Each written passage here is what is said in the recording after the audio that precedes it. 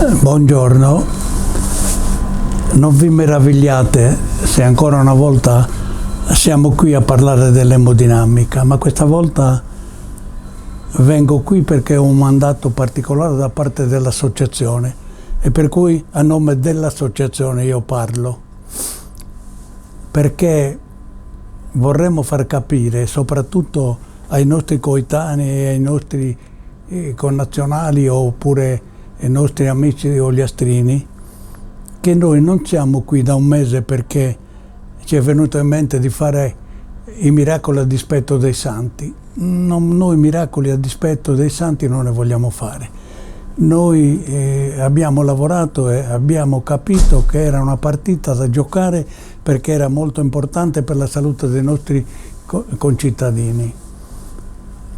Oggi, a nome anche dell'associazione, vorremmo toglierci dalla scarpa qualche sassolino, perché abbiamo sentito più di una volta in giro che siamo qui da un mese perché ci piace essere sui giornali a farci vedere. Noi non ci interessa essere in prima pagina sui giornali. Noi ringraziamo Pasquale Pirolli che è qui, che mi sta riprendendo per quello che fa e permette che la nostra voce sia veicolata e che la gente la senta anche tanto lontano. Io vorrei dire ai nostri amici: non state sempre a sparlare di questo ospedale, non dite sempre che non funziona, ma perché qualche volta non dite funziona questo e funziona quello?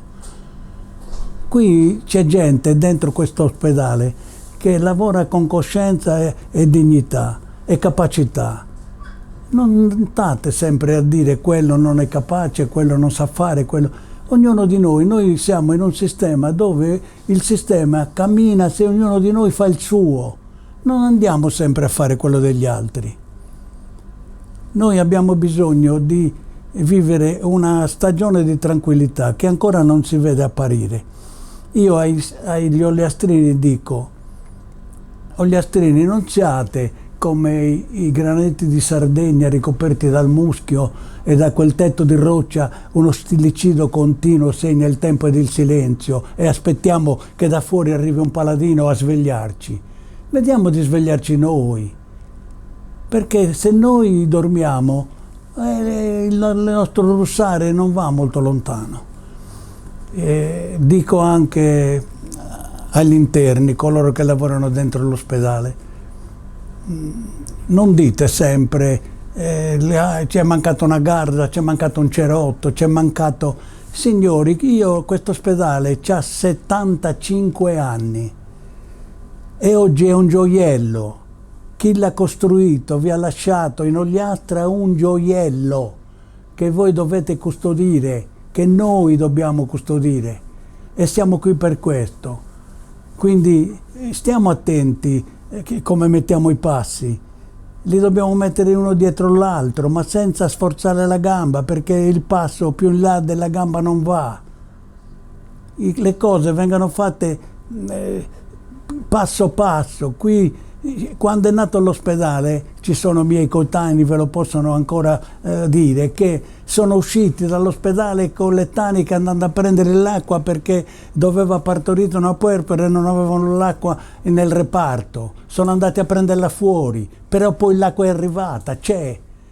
Qui mancava la corrente e non avevano un gruppo elettrogeno, andavano avanti con le lampade a petrolio, poi il gruppo elettrogeno è arrivato. Quando amputavano una gamba facevano una cassettina di legno e la portavano al cimitero per farla seppellire al becchino perché non c'era come si chiama, un inceneritore. Noi dobbiamo capire che le cose nascono passo a passo, però non vogliamo neanche che la politica possa frenare il progresso nel campo della sanità. Ora, noi dobbiamo insistere, però siamo fiduciosi perché pensiamo che alla fine questa settimana riusciremo a risolvere veramente qualcosa. Guardiamoci negli occhi, bene, in faccia, e cerchiamo di capire qual è l'attività che questa associazione svolge. È per questo che oggi voglio dire: cardiopatici ogliastrini, noi siamo un numero limitato come associazione. Non vi vergognate di venire ad arricchire questa associazione.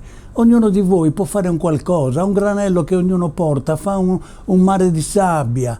Quindi se qualcuno ha idea di venire a far parte della nostra associazione, rivolgetevi a Don Edo, a Francesco, e vi dà tutte le indicazioni per cui potete venire ad allargare questa nostra compagine. Le battaglie non si vincono solo con le chiacchiere, ragazzi, si vincono con il sacrificio, si vincono con la voglia di fare qualcosa per gli altri. Io sono in questi giorni, che siamo qui un mese, abbiamo visto, io e i miei colleghi, abbiamo visto delle cose che non ci saremmo mai aspettate. Qui dentro sono state fatte delle operazioni che noi siamo rimasti a bocca aperta, capito? E non vorremmo che, perché c'è qualcuno che gli stringono le scarpe, queste cose non potessero essere continuate a fare. Perciò io dico a voce alta: Carlo Balloi, continua a fare quello che stai facendo, perché sei capace. Lascia stare le chiacchiere, mettitele da parte. Anche tu, come noi, stai combattendo per quelli che hanno bisogno di essere curati e dargli una vita, una garanzia della vita. Noi vorremmo essere veramente capiti, perché ultimamente ci siamo adirati, perché una voce che è circolata era quella che ci hanno detto: state attenti perché vi stanno usando. Ma dico, una persona che si permette di dire una cosa del genere ad uno come me che ha 92 anni, ma il cervello dove l'hai messo? Guardate che noi non veniamo dalla montagna del sapone e tantomeno dalla tribù dei piedi neri. Non abbiamo versato il cervello all'ammasso.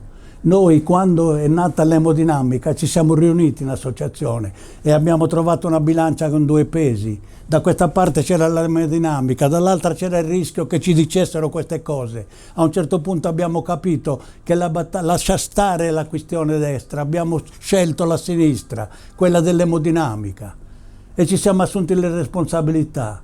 Chi opera dentro un affare come questo, come fa il nostro primario, molte volte si trova davanti a combattere il coraggio della paura, che molti non sanno cosa vuol dire il coraggio della paura. Il coraggio della paura vuol dire che quando un primario si trova davanti e al momento in cui deve operare gli sorge sempre un dubbio e gli viene la paura di non riuscire a fare quello che deve fare, allora è che sorge il coraggio della paura, e quel primario si assume le sue responsabilità. E questa è la vita che la gente non vuol capire. Quelli che siamo qui, noi cardiopatici, che siamo passati attraverso 1000 traversie, lo possiamo dire a testa alta. Siamo stati assistiti da persone capaci, da persone coscienti, da persone che sanno il loro mestiere e sanno quello che fanno. Io voglio ringraziare quelli che sono venuti qui da noi e ci hanno assistito in queste lunghe giornate e hanno dato una mano con la loro volontà, con il loro... Lo sappiamo che tutti non possono essere qui come ci siamo noi, d'altronde la vita questa è. Comunque dico grazie a tutti e chiedo scusa a tutti se ho mancato in qualcosa, grazie.